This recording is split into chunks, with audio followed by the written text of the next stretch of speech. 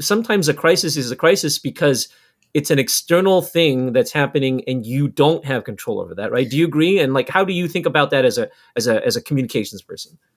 Yeah, no, it's hard. I mean, I, I named my company Narrative because events and situations and information has a way of conspiring to create a narrative, which is just a function of storytelling and the way that we as human beings understand and perceive information, which is through connecting different pieces together, sort of cobbling them together to tell one story and then form a narrative. And that's the same way that a lot of media coverage works. It's a lot easier for a journalist to cover something that taps into a pre-existing narrative. It's going to make it more likely for you to click on it, to read on it, and then as soon as you read it, to be able to make sense of it in the context of other events and other information that has already come in. And so, Mm-hmm.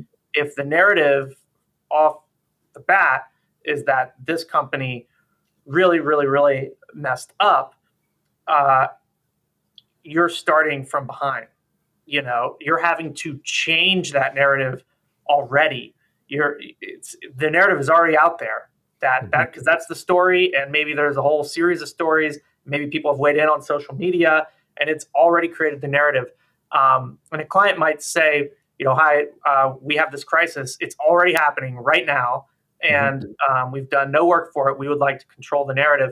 And I would say to that, really, you're going to have to manage the narrative. You're going to have to do your best to try to regain trust and get the facts out there and position yourself in the best way possible. But you're not necessarily going to be able to control what others are saying